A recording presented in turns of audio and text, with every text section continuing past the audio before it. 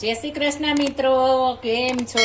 મજામાં ને? આપણે આ શ્રાવણ મહિનામાં આપણે એકટાણા કરતા હોય, વ્રત ઉપવાસ હોય અને એકનું એક ફરાળ ખાઈને આપણે થાકતા હોઈએ તો આપણે મસ્ત મજાના ફરાળી પરોઠા બનાવીશું. તો આ પરોઠા તમે દહીં સાથે, ચા સાથે, કોફી સાથે, બધા સાથે ફરાળમાં લઈ શકીએ તેવા આપણે ફરાળી પરાઠા બનાવશું.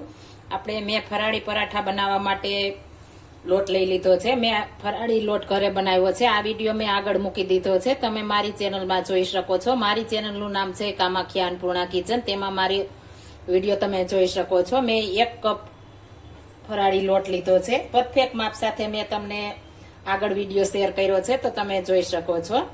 અને તેમાં આપણે એકદમ સરસ અને ટેસ્ટફુલ પરાઠા બનાવવા માટે અડધી ચમચી જીરું નાખીશું અને ફરાળી નિમક નાખવાનું છે. આપણે સિંધાલું આવે છે તે ફરાળ માટે છે, એટલે તમે ફરાળ માટે બનાવશો તો પણ તમારા ઘરના સભ્ય નહીં રહેતા હોય તે પણ ખાશે, તેટલા મસ્ત બને છે. અને આમાં આપણે ઘી નાખવાનું છે, મેલ્ટ કરીને નાખવાનું છે. મેં મેલ્ટ કરી લીધું છે. મેલ્ટ હશે તો સરસ મિક્સ થશે. 2 ચમચી જેટલું આપણે ફરાળી લોટમાં ઘી નાખ્યું છે અને મેલ્ટ કરીને નાખશું તો એકદમ સરસ આંગળી હતું ગરમ રાખવાનું છે, એટલે એકદમ ક્રિસ્પી અને અંદરથી સોફ્ટ એવા આપણા પરોઠા તૈયાર થશે. આ રીતના સરસ આપણે પેલા મોણ દઈ દેવાનું છે. જેમ સરસ મોણ દેવાશે તેમ આપણા પરાઠા એકદમ મસ્ત થશે. અને આ પરાઠા તમે 3 થી 4 દિવસ સુધી ખાઈ શકો. આપણે પિકનિકમાં કે ગયા હોય ને આપણે વ્રત ઉપવાસ હોય ટૂરમાં કે ગમે ત્યાં, તો આપણે 4-5 દિવસ તો ખાઈ જ શકીએ. આમાં કશું થતું નથી, બીજું કઈ વસ્તુ આપણે આવતી નથી. અને આપણે આ ઘરે બનાવેલો ફરાળી લોટ છે, એટલે એકદમ સરસ આપણો ફરાળી લોટ બન્યો છે. અને મિક્સ પણ અને સ્વાદ પણ એટલો આવશે. આપણે સરસ મોણ દેવાઈ ગયું છે. આ રીતના આપણે મોણ દેવાનું છે, મુઠ્ઠી પડે તેવું, એટલે આપણે એકદમ મસ્ત પરોઠા બને. હવે આપણે થોડું થોડું પાણી નાખતા જાશું ને ઉમેરતા જાશું. આપણે રોટલીનો લોટ બાંધીએ તેથી થોડો એવો કડક બાંધવાનો છે, એટલે આપણું પરોઠું એકદમ મસ્ત બને. આપણે એકી સાથે તે પાણી નથી નાખવાનું, થોડું થોડું નાખતા જાશું ને બાંધતા જાશું, એટલે આપણે પરફેક્ટ બને. અને ક્યારેક પ્રશ્ન પણ એવો બને કે આપણી પાસે થોડો લોટ હોય અને આપણે તે બાંધવા લઈ લીધો હોય તો આપણે ઢીલો થઈ જાય તો લોટ પણ આપણી પાસે ન હોય, તો આપણે થોડું થોડું નાખતા જાશું તો તે પ્રશ્ન પણ આપણે થશે નહીં.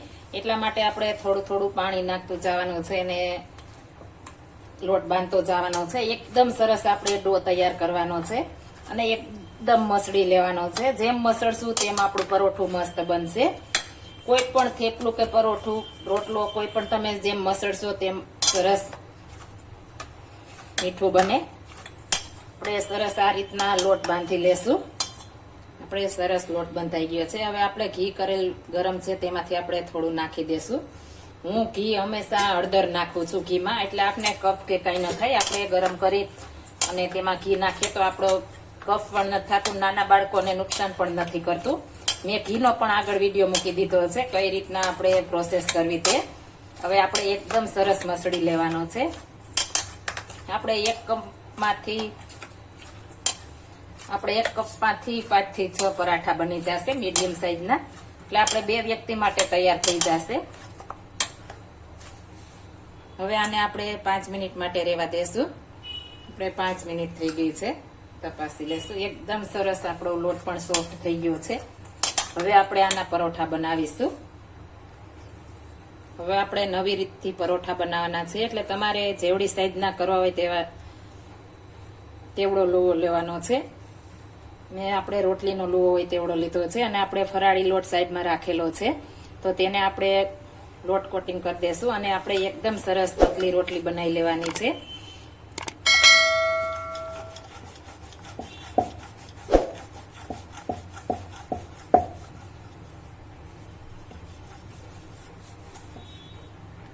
હવે આપણે આમાં નાના મોટા થાય તો પણ કઈ પ્રશ્ન નથી. આપણે આમાં પરફેક્ટ માપની જરૂર નથી. આ રીતના આપણે 8 ભાગ કરી લેશું. આ રીતના આપણે સરસ 8 ભાગ થઈ ગયા છે. હવે તેને આપણે સાઈડમાં રાખી દેશું અને મોટો ભાગ હોય તે આપણે નીચે રાખવાનો છે અને તેમાં આપણે ઘી લગાવી લેશું. આપણે ગરમ કરેલું જ રાખવાનું છે, એટલે આપણે લગાવવામાં પણ મજા પડે અને સરસ લાગી પણ જાય. અને જો જામેલ હશે તો નહીં લાગે. ઉપરથી આપણે ફરાળી લોટ નાખી દેશું અને તેની ઉપર ફરી આપણે એક મૂકી દેશું. આપણે આ રીતના બનાવશો એટલે તમારે એકદમ મસ્ત 8 પડ થશે. ફરી ઘી લગાવી દેશું. આ રીતના બધા પડ મૂકીને આપણે પેલા બનાવી લેશું. આપણે સરસ તૈયાર થઈ ગયું છે. હાથ વડે આ રીતના આપણે સરસ માપ આપી દેશું અને થોડો લોટવાળો કરીને આપણે આ પરોઠું બનાવી લેવાનું છે. આપણે ત્રણે સાઈડ આ રીતના બનાવતા જાશું. એટલે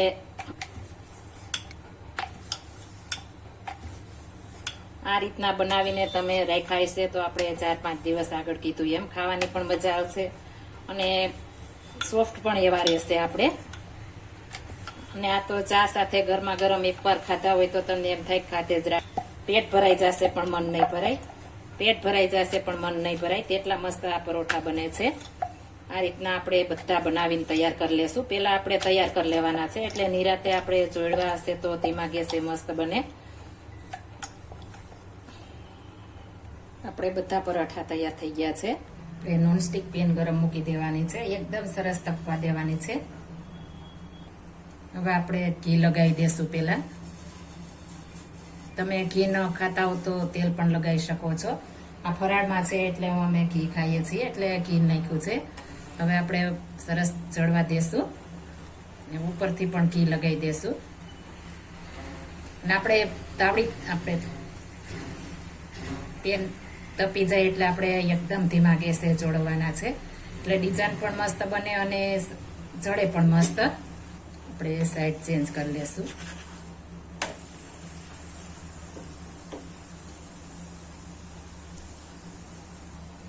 આપણે ઘી થોડું ખાતા હોય તો થોડું નાખવાનું છે. ફરી સાઈડ ચેન્જ કરી લેશું અને આ રીતના આપણે પ્રેશરથી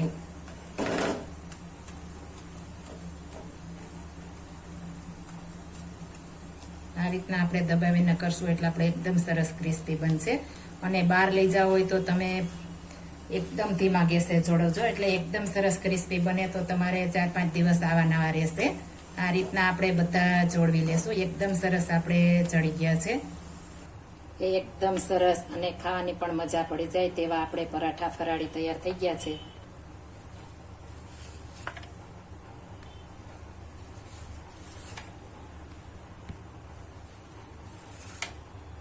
આપણે એકદમ સોફ્ટ અને ઉપરથી ક્રિસ્પી અને અંદરથી એકદમ સોફ્ટ એવા આપણે બધા પડ આ રીતના છૂટા પડી જશે અને તમને ખાવાની પણ મજા પડી જશે. તેટલા મસ્ત આપણે એકદમ ઉપરથી ક્રિસ્પી અને અંદરથી સોફ્ટ એવા આપણે પરાઠા તૈયાર થઈ ગયા છે. તમે એકવાર જરૂર ટ્રાય મારજો. જો આપણે આ વ્રત ઉપવાસમાં 2 પરાઠા ખાઈ લીધા હોય તો આપણે આખો દિવસ તાકાત રહેશે અને એનર્જી રહે છે. તો તમને ભૂખ પણ નથી લાગતી આ રીતના બનાવીને ખાઈ લીધા હોય તો આપણે મસ્ત મજાના ફરાળી પરાઠા તૈયાર થઈ ગયા છે. જો આ મારી રેસીપી પસંદ આવી હોય તો મારી ચેનલ લાઈક, શેર અને સબસ્ક્રાઈબ કરી દેજો. ફરી મળીશું નવી રેસીપી લઈને. જય Shri Krishna. Thank you for watching guys.